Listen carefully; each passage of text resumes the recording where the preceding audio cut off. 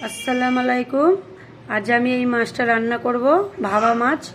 তো দেখুন, এখানে কাঁচা লঙ্কা দুটো আছে, 2 চামচ পোস্ত, 2 চামচ চার মগজ, 2 চামচ সর্ষে, এই কটা কাজু বাদাম নিয়েছি।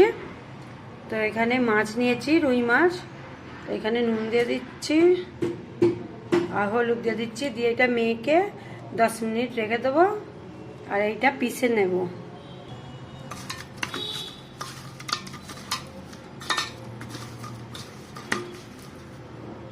এটা আমার মাখা হয়ে গেছে। তো এই উপকরণগুলো সব মিক্সচার জারে ঢেলে দিচ্ছি।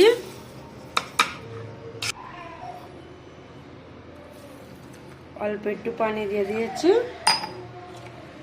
তো এটা পিষে নিয়ে আসি।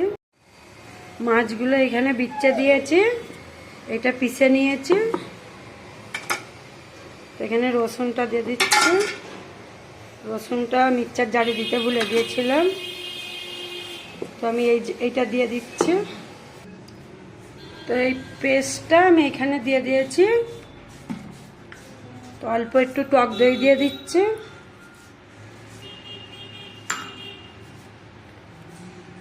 সরষের তেল দিয়ে দিচ্ছি।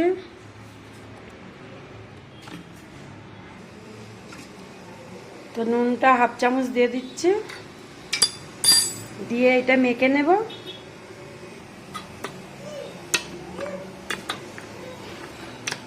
এটা হচ্ছে ভাবা রুই, ইলিশ নয়, এটা রুই মাছ। এটা ভাবা রুই মাছ হচ্ছে। তো এটা মাখা হয়ে গেছে। তো মিক্সচার জারের এই মেশিন এটা ধুয়ে পানিটা দিয়ে দিচ্ছে।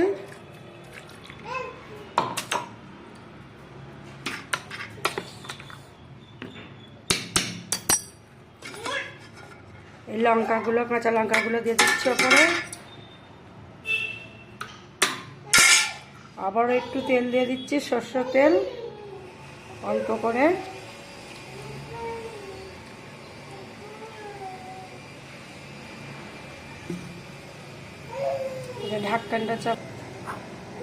ঢাকনাটা চাপা যাইতে নয় তো,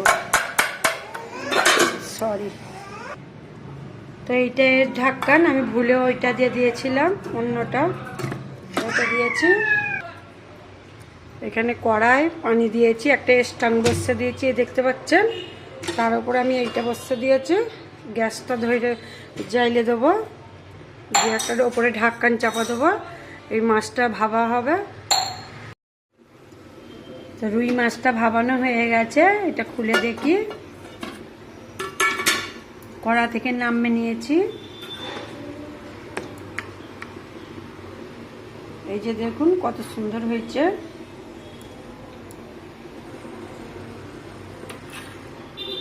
এই পাতিলেবুটার রসটা ওপরে ছড়িয়ে দিয়ে এটা খাওয়া হবে, আরও টেস্টিং বেড়ে যাবে।